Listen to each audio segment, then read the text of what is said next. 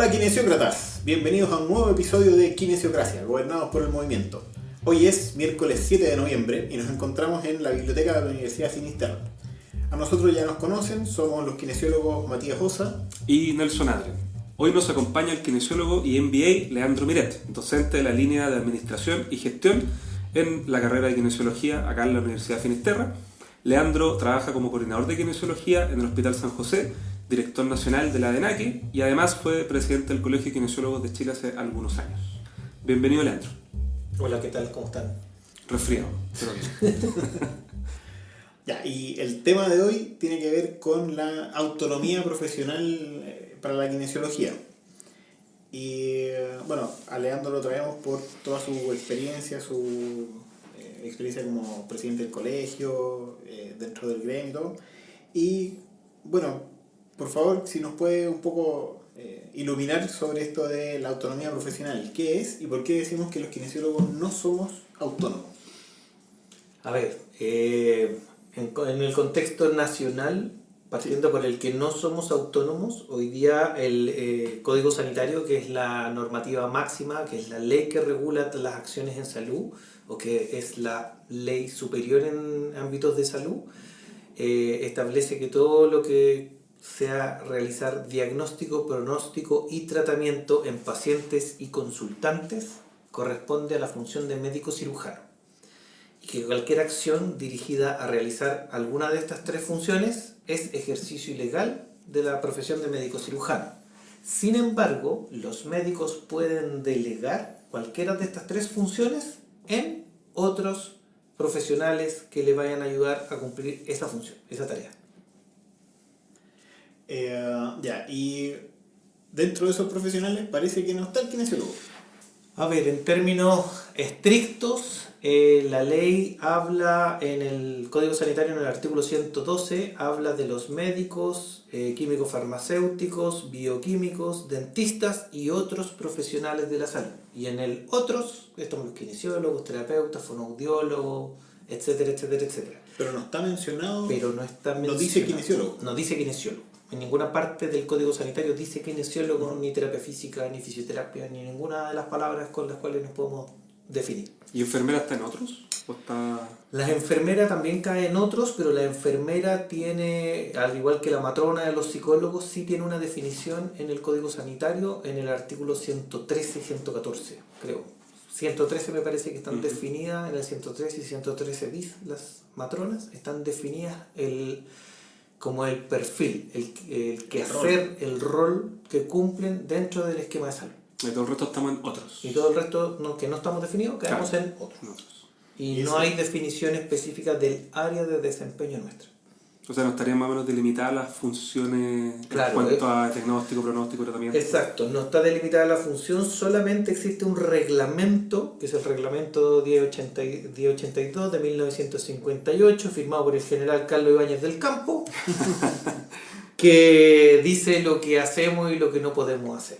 Y ese es un decreto, casi un decreto con fuerza de ley, que se puede borrar mañana por parte del ministerio y que fue el motivo de la consulta que se hizo hace unos meses. Claro, en el artículo 2 dice que el ejercicio de la profesión de kinesiólogo comprende la aplicación de los siguientes métodos terapéuticos y habla de kinesioterapia como gimnasia ortopédica y médica, masoterapia, mecanoterapia, reeducación y rehabilitación neuromotriz.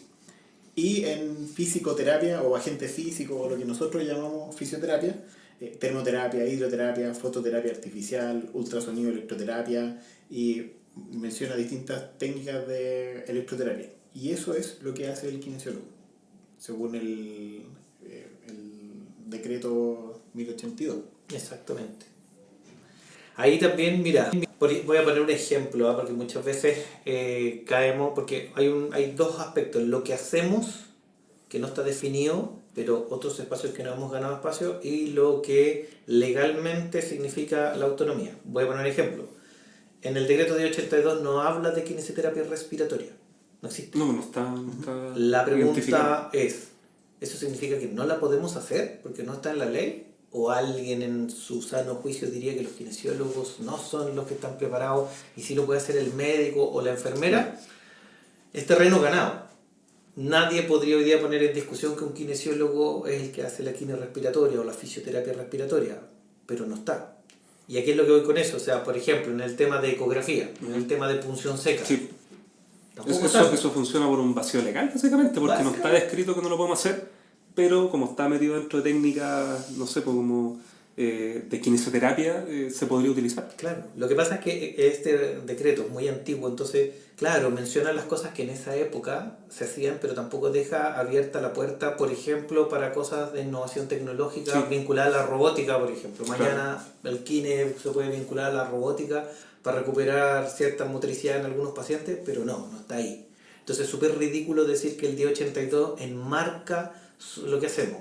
Nuestra profesión cae en las profesiones de desempeño autónomo legalmente, pero tiene esta dualidad en donde el diagnóstico, pronóstico y tratamiento solo lo hace el médico cirujano, entonces uno pregunta, ¿y qué hacemos nosotros? ¿Ya?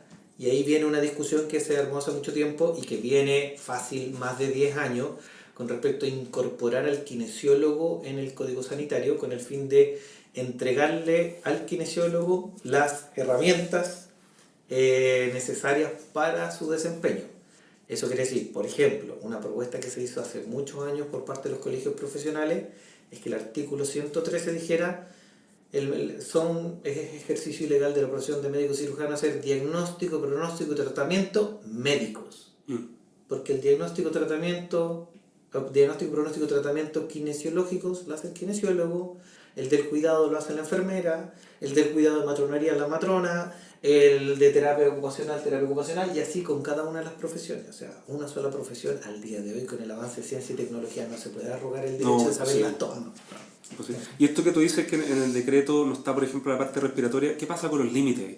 Te pregunto porque yo he sabido de casos cercanos en distintos hospitales o clínicas, en regiones también, en donde, por ejemplo, el kine como que no se le permite o como que no está dentro de sus funciones, por ejemplo, manejar ventilación mecánica. Exacto. Siendo que en otros lados se permite y está súper aceptado que el kine meta mano ahí. Entonces me pregunta, ¿y qué pasa con los límites si no están en el decreto? Los límites, si no están en el decreto, pasan por la misma ley.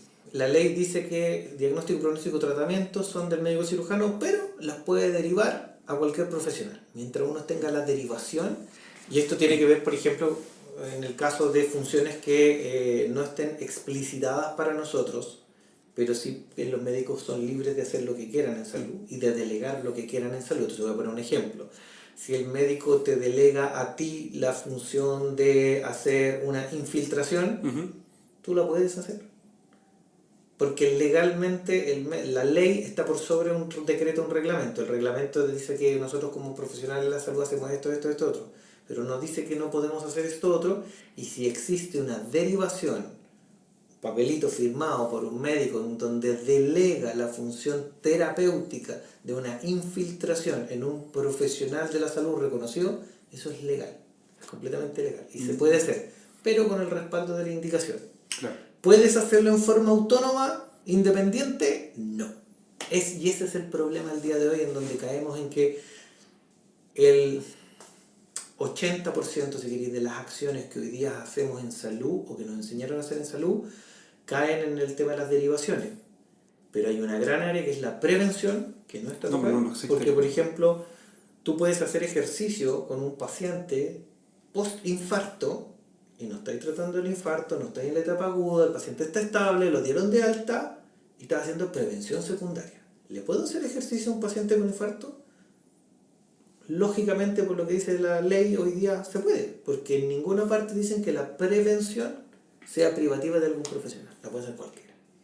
Y en ese la puede hacer cualquiera, encontramos aberraciones con que hay un paciente post-infarto haciendo cargas de peso con un personal trainer que no le hizo ninguna evaluación previa de nada. Claro, y ahí se pierden áreas, por ejemplo, no sé, pues hace años atrás la gimnasia médica o gimnasia laboral que se hacía en distintas empresas, la hacían en los kines, y ahora hay mucho profe de educación física realizándola, y eso va relacionado más con la prevenir lesiones musculoesqueléticas, no como con el fitness de la persona. Exactamente.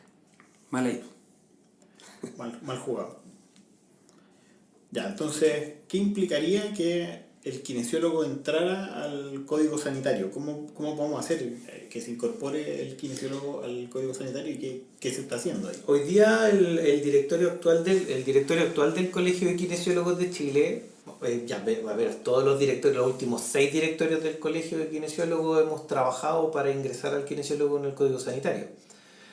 El directorio actual ha logrado ya, en conjunto con la Federación de Colegios Profesionales y con el Departamento de Salud, ha logrado ya llegar al punto en el cual se va a definir un ingreso al Código Sanitario con una definición.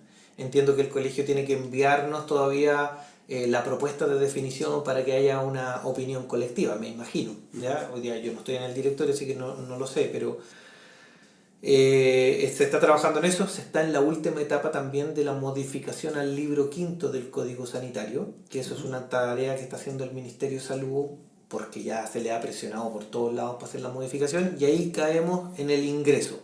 ¿Qué particularidades tiene estar nombrados que define un rol y ya no hay ambigüedad con respecto a lo que hacemos? Claramente, si es que la definición es coherente con lo que hacemos y abre las puertas a un diseño mayor de lo que hacemos, porque ponte tú como kine, tú puedes participar en el diseño sanitario de, qué sé yo, de un hospital, de un montón de cosas que no son terapia propiamente tal, que son otras cosas. Y hoy día eso no hay restricciones.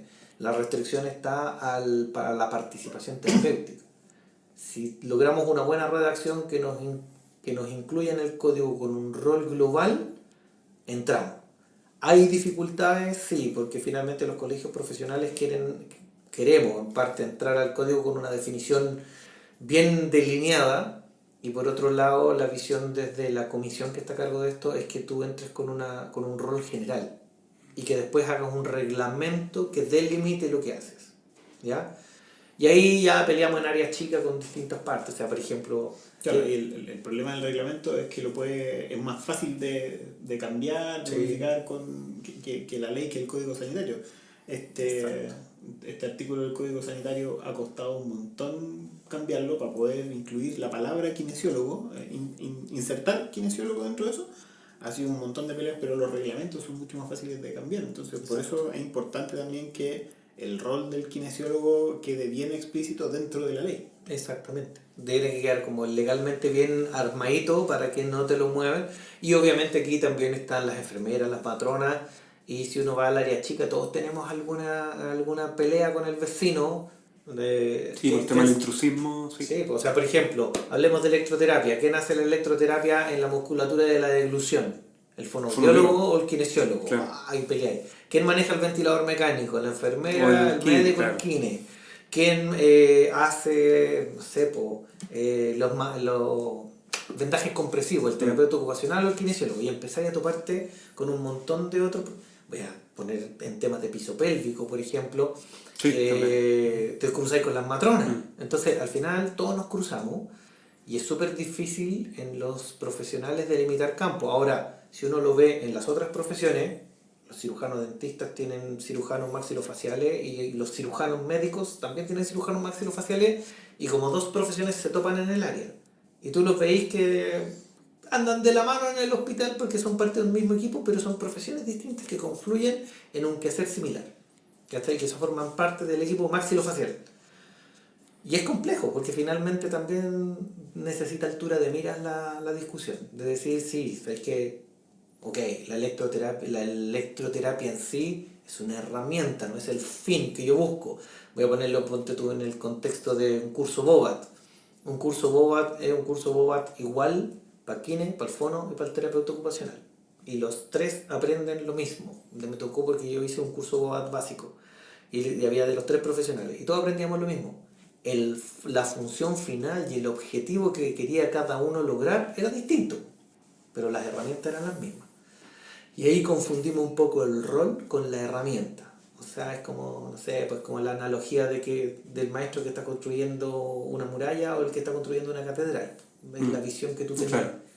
Claro, porque muchas veces cuando se hacen discusiones, sobre todo en online, por ejemplo, en foros, no sé, muchas veces se confunde esto y se dice, no, se está haciendo intrusismo laboral, pero claro, se está hablando solamente de la herramienta y no del objetivo que uno tiene como profesión. Exactamente. O sea, hay cosas que obviamente caen para un solo tipo de profesional y hay otras cosas que son transversales. Voy a poner un ejemplo, el ejercicio. Uy, ahí es una pelea atroz. En algún minuto me tocó conversar con el presidente del colegio de nutricionistas y él tenía él es doctorado en nutrición y además tenía un magíster y una formación en prescripción de ejercicio.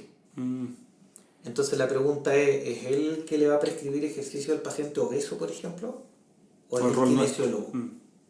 Pero si él tiene la formación como doctorado en nutrición y además tiene esta formación en prescripción del ejercicio, la pregunta es ¿para qué le servimos? O al revés, yo kinesiólogo tengo un magíster en nutrición clínica y me especializo en paciente obeso. ¿Para qué le indicaciones de comida? Claro, le doy indicaciones de una pauta nutricional. Claro. Entonces ahí... es que por eso es súper relevante entonces ir a definir bien los límites que tiene cada uno y el rol. Exacto. Sí, es que yo creo que es el rol. Finalmente hay una serie de herramientas que yo creo que uno las puede autodefinir porque de una u otra manera nosotros estudiamos en la universidad porque estudiamos una ciencia que utiliza herramientas que pueden llegar a ser peligrosas. Si hacerle ejercicio a un gallo infartado o a un gallo en la UCI no es chicha, si no es fácil. O sea, puede verse muy fácil, pero sacar al paciente post-infarto de la cama a que esté sentado en el Berger 2 horas, tenéis que tener ojo porque es tu responsabilidad. Y lo pasaste sentado, no le hiciste ningún ejercicio ni nada. Y desde fuera se ve como súper simple, pero la mecánica, la fisiología que hay detrás es la que hay que saber manejar. Y eso claramente, como tú decías, tiene que tener un margen, un rol. Alguien tiene que hacerse cargo de. Y para allá va la definición. Sí, pues entonces ahí está lo que propone el colegio, como en su comunicado estuve buscando, y qué es lo que quiere agregar como el rol del kinesiólogo. ¿Ya? Y dice textualmente, los servicios profesionales del kinesiólogo comprenden la promoción de estilos de vida saludable, la prevención, la valoración, la prehabilitación, la rehabilitación y el manejo de los deterioros y disfunciones que generan las diferentes condiciones de salud que limiten el movimiento y la función. Para ello, realizará el diagnóstico, pronóstico kinesiológico y ejecutará el tratamiento a través de la aplicación de métodos propios y transversales como son el movimiento y ejercicio para la salud, entrenamiento neuromuscular, sensitivo, vestibular, cardiorrespiratorio y otros, cuidados cardiorrespiratorios, ahí ya sí está explícito lo del respiratorio, outros neuromusculares y otros, terapias manuales e instrumentales a través de agentes físicos en diferentes formas, ayudas técnicas, órtesis, sistemas compresivos y de vendaje, servicios de educación y consultoría a comunidades, personas o familias con el fin de solucionar problemas relacionados o derivados de alteraciones del movimiento y análisis ergonómico de puestos de trabajo.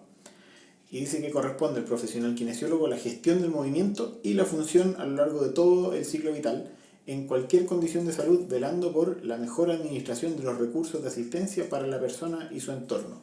Eso es lo que propone como definición del rol de el kinesiólogo para incorporarlo en el artículo 113 que describe la profesión. De hecho, toda esa definición, porque yo conozco a un par de personas que están trabajando en la comisión, no como parte del colegio, sino que están dentro de la comisión, ya es como que no.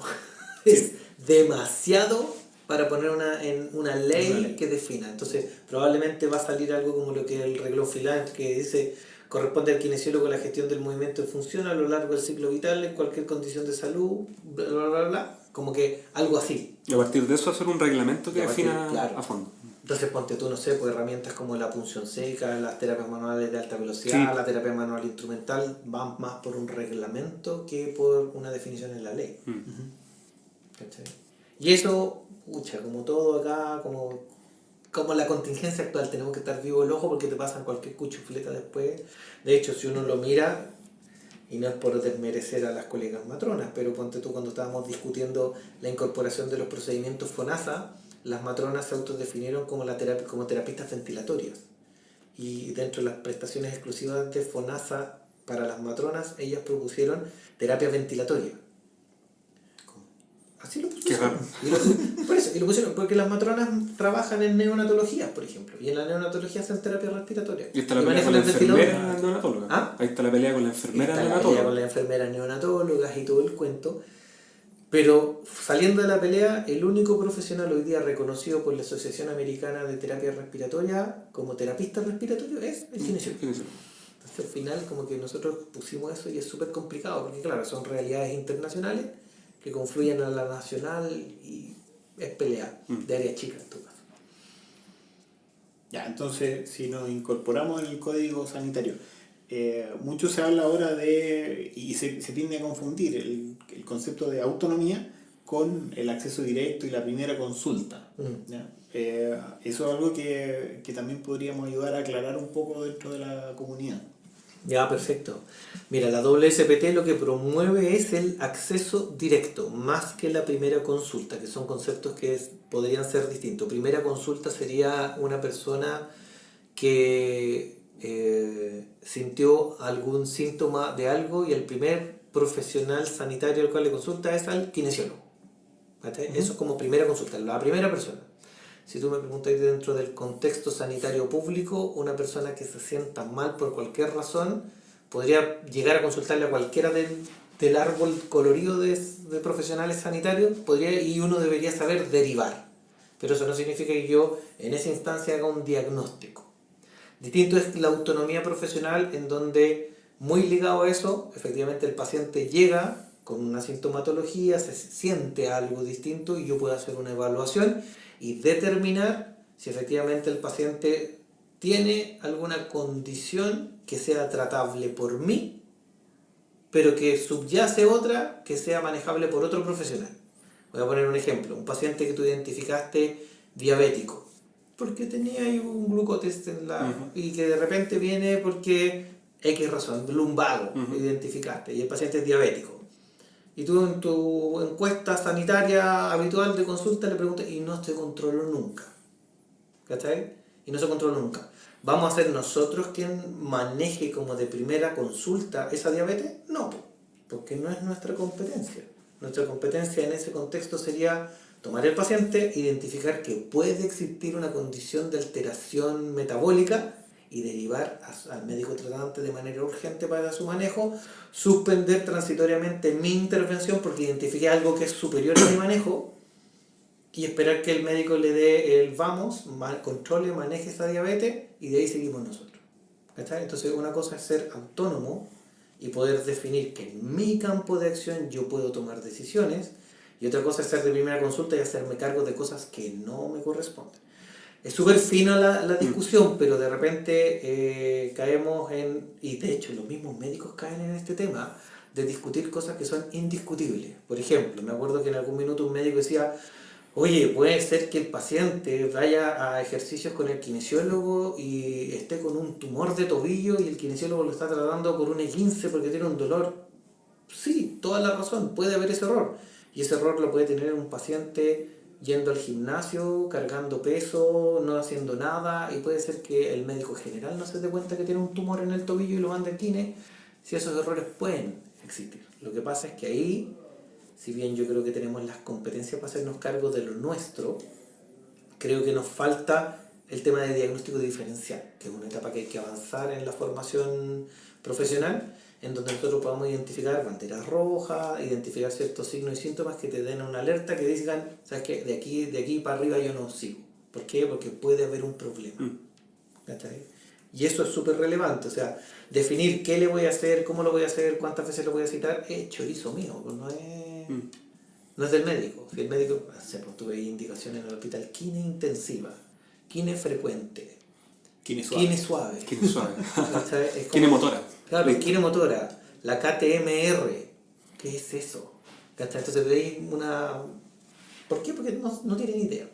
¿Y qué pasa cuando el médico, por ejemplo, que es muy común, que te manda la indicación completa, 10 sesiones de un infrarrojo, ultratermia, bla, bla, bla, bla, bla? Hoy día técnicamente, si el médico te dice es infrarrojo, ultratermia y masoterapia, es infrarrojo, ultratermia y masoterapia y tú no lo puedes cambiar. ¿Está ahí? ¿Qué es lo que hace? ¿Pero? ¿Ah? ¿Pero después de sí, pues, viene el pero. Pero tú puedes decir, ¿sabes qué? No estoy de acuerdo con esto, llamar al médico y decirle, ¿sabes qué? Mira, yo te sugiero que hacer esto, y el médico debería cambiarlo. Claro, pero la autonomía te daría la capacidad de poder, nosotros decidimos qué hacemos y por qué lo hacemos. Si fuéramos, porque como el diagnóstico, pronóstico y tratamiento es delegado a nosotros nos indican qué es lo que tenemos que hacer. Sin embargo, si hay autonomía y tú eres un autónomo de definir qué es lo que haces, tú defines. De hecho, FONASA lo contempla en parte. FONASA dice que no es necesario que estén todas las prestaciones descritas. Basta con que le pongáis, que el médico le ponga kine 10 sesiones, Claro. kine 5. Incluso la autonomía también estaría limitada en ese minuto, porque cuando te dicen 5 sesiones, 3 sesiones, 10, también te están diciendo, Más que eso no. claro, y es como, ¿por qué? Mm. Si soy yo el que va a evaluar, o sea, yo determino qué tipo de procedimientos voy a hacer, con qué frecuencia y cuántas veces lo voy a hacer. Voy a poner un ejemplo que es muy similar, los dentistas. Tú vas al dentista y el dentista te evalúa. Ujú. Y te dice, mira, ¿sabes qué? Te voy a hacer tanta amalgama, el compost, no sé qué, bla, bla, bla, bla, bla, que una cuestión es que uno no entiende nada. Te pasan una cuenta y te dice, ya, vamos a demorarnos X. Y te citan. Y tú venís una semana, y venís 2 veces una semana, o una vez a los 15 días, y va a depender del procedimiento. En Kine todavía no tenemos eso estandarizado. No, está todo estandarizado, de 15 tobillos, hasta accidente vascular, todos son 10 sesiones. Sí, todo en 10. De 10 en 10. Claro. De 10 en 10, claro. Y cuando dais una pauta de ejercicio es 3 de 10. Y claro, 3 series. Oye, derivado de lo anterior, Leandro, ya que estamos hablando esto de los lineamientos de la OLSPT y ser acceso directo, ¿tú crees que es viable la primera consulta en Chile según los estándares actuales de la profesión y de las mallas curriculares? Más que la primera consulta, yo creo que hoy día las personas sí pueden acceder directamente al kinesiólogo. ¿Ya? Yo estoy convencido y soy, si tú me preguntas, yo patrocinaría que las personas fueran directamente al kinesiólogo. Y a muchos colegas, obviamente, dicen no, porque los kinesiólogos no tienen la formación. Uh-huh. Y yo digo, vaya a pararse a un hospital público con un médico recién egresado para ver si tienen capacidad de definir qué es lo que es una neumonía. Porque si bien lo van a poder hacer, el kinesiólogo que lleva 3 años viendo neumonías todo el día va a saber mejor que el médico recién egresado. Si esto tiene que ver con niveles de formación. Posiblemente lleguemos en Chile a lo mismo que tienen países nórdicos, ¿ya? En donde el especialista podrá ser de primer contacto o podrá ser de mayor autonomía. Eso es parte de la discusión. Pero si tú lo ves, por ejemplo, en Estados Unidos, que el nivel de formación es distinto que en Chile, Sí. tienen otro nivel de formación muy distinto, ellos son de primer contacto, pero no en todos los estados. En Australia son de primer contacto o de autónomo, o tienen acceso directo al kinesiólogo las personas desde el año 75, pero claramente es otro el nivel, es otro el perfil de atención. Yo creo que a nosotros nos falta más que el conocer, porque creo que tenemos las herramientas cognitivas suficientes y necesarias. ¿Por qué? ¿Por qué lo digo? Porque finalmente cada vez que a un kinesiólogo le mandan un paciente, el kinesiólogo lo atiende solo. Sí, siempre. Tú no tenés a alguien que te está indicando qué es lo que tienes que hacer para allá y para acá, entonces tú estás solo en la consulta o en el box o en la sala y nadie te está diciendo lo que tienes que hacer y lo haces. Y sea porque tú aprendiste bien o porque aprendiste por ensayo y error en tu desempeño profesional, terminas haciendo bien las cosas y si las haces mal te terminas echando, esa es la realidad. Pero terminas aprendiendo tú qué hacer en forma adecuada y nadie fue a decirte lo que tenías que hacer. Entonces, en ese contexto, tú sí puedes ser autónomo. ¿Cachai? Lo que falta un poco, yo creo que es el ser, que es hacerse cargo de. O sea, por ejemplo, en los hospitales públicos nosotros, tanto por cantidad de profesionales como por demanda asistencial, no alcanzamos a hacernos cargo, por ejemplo, de todo un servicio. Y decir, ya, ¿sabes qué? Todos los pacientes que ingresan al servicio de medicina, que son 103 camas atendidas por 4 kinesiólogos, en mi hospital, porque hay otros hospitales que es 1 para 100 camas, sabe que todos los pacientes van a ser evaluados con una pauta funcional que va a medir, no sé, por 4 aspectos, los 2 respiratorios, 2 motores, y vamos a definir la acción. Teóricamente lo podríamos hacer, tenemos la herramienta, pero nos falta el hacernos cargo, el recurso humano, etc. ¿Ya? Si tú le preguntas hoy día a un deportista, y tú que trabajas mucho con deportistas, un runner de la calle que es deportista amateur, muchos de ellos no entienden por qué tiene, si le duele el tobillo o la banda iliotibial y ya cacha más o menos para dónde va la micro con su dolor, no entiende por qué tiene que ir al médico para que le diga anda al kinesiólogo, si él ya sabe que tiene que ir. No, y de hecho al revés, pues muchas veces uno el que termina diciendo, ¿sabes qué? Tú deberías tomar un examen para descartar algo, anda al médico para tal cosa, ¿cachai? Y van directo a uno. Exactamente. O sea, las personas, en la medida que van teniendo más herramientas y conocimiento, efectivamente van tomando mejores decisiones, que es la cosa que sucede hoy día. Pero sí, yo creo que los kines, yo soy partidario de que sí se podría, pero tendría que generar cursos de formación y de especialización que nos lleven a que efectivamente seamos especialistas en un área. Claro. Porque como general, claro, yo me puedo hacer cargo quizás de un paciente con un accidente cerebrovascular, de un bebé con una bronquitis obstructiva, de la epidemiología normal chilena, pero de cosas más complejas o más específicas ya ahí Se sale. se sale. Que te preguntaba, yo tuve la oportunidad de hacer el doctorado, el DPT, en Estados Unidos, entonces allá es otro cuento, porque como son acceso directo, la formación completa era muy orientada a todo lo que tiene que ver para poder diferenciar, o sea, justamente encontrar banderas rojas y tú deberías ir al médico.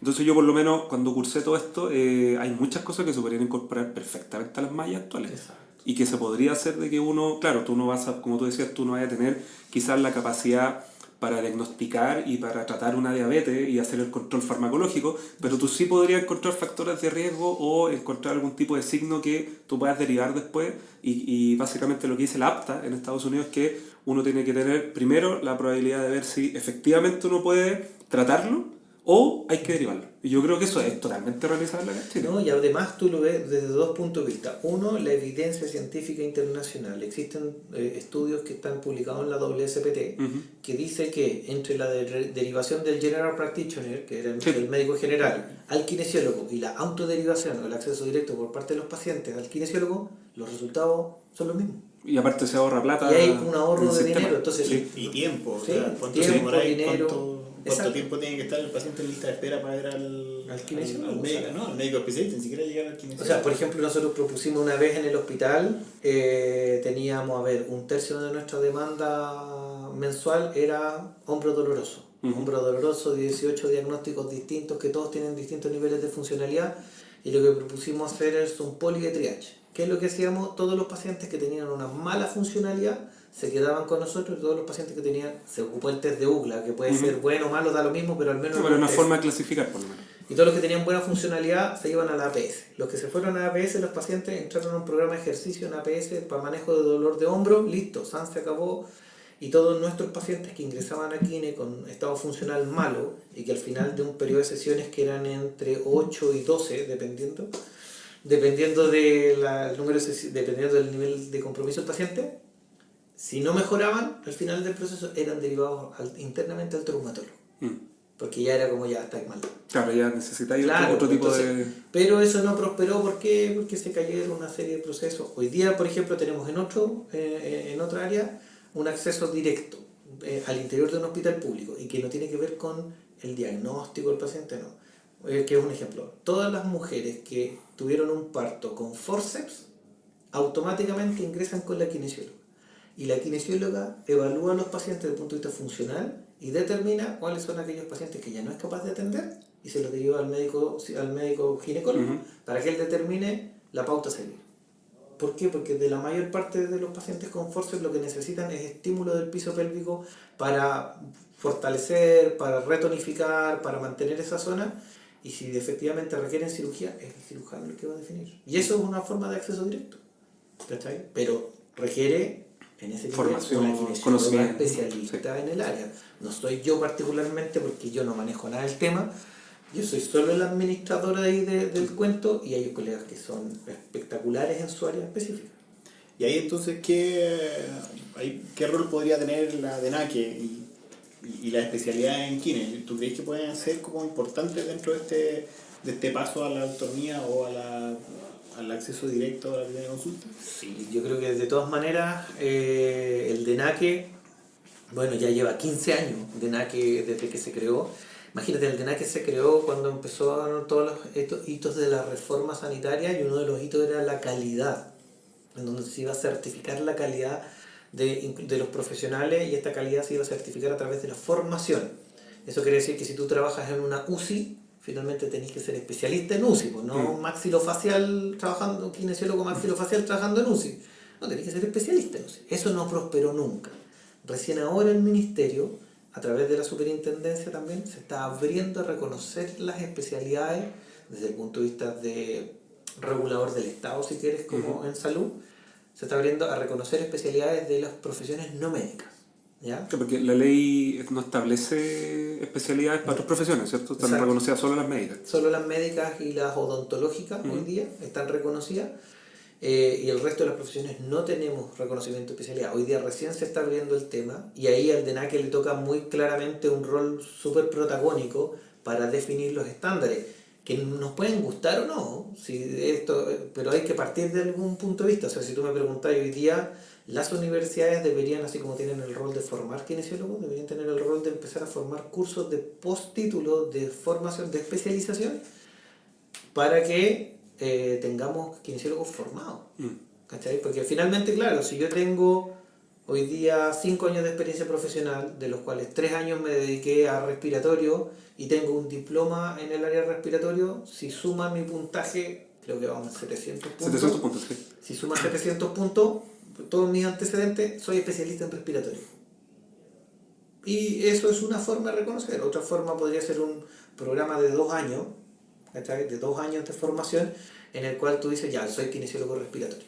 Y eso, bien, creo que hay que avanzar hacia ello, y esa línea de formación nos entrega más herramientas para ser autónomos, porque en un contexto global también somos entes de salud pública. La salud pública no como sector público de salud, sino como salubrista público desde el punto de vista de evitar o mantener el estado de salud de la población.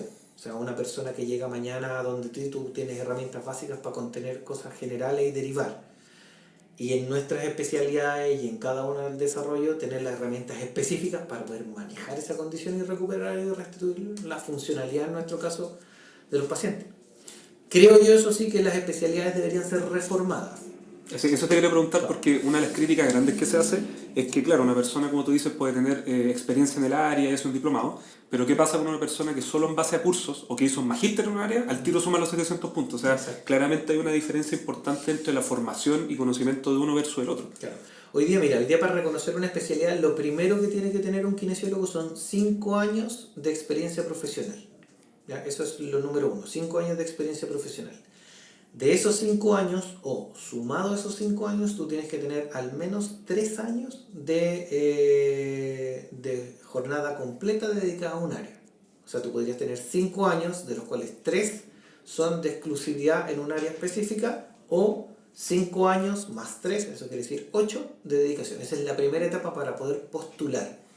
Y en segunda instancia son los antecedentes académicos que tú puedes demostrar que estás formándote o te has formado en esa área específica.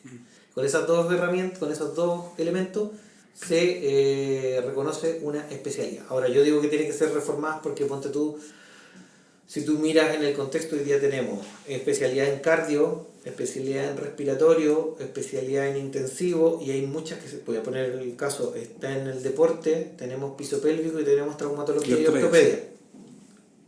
Sin ser experto de ninguna área, yo creo que las 3 tienen un origen común, que es musculoesquelético.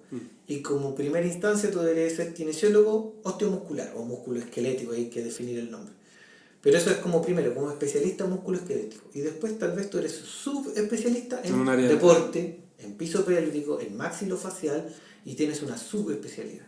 O sea, hoy día los cirujanos son médicos primero, después son cirujanos, y después son cirujanos de tórax. ¿Cachai? O sea, y tenemos que seguir esa misma línea. ¿Sí? ¿Para qué inventar la rueda también con cosas? Pero sería bueno entonces quizás que las universidades agarraran el rol a mediano o largo plazo de crear programas de fellowship o no sé, o de especialización como lo tienen los médicos, porque ellos estudian para la especialidad. Exactamente, o sea, deberíamos avanzar para allá. Y ahí lo tienen, la autonomía profesional.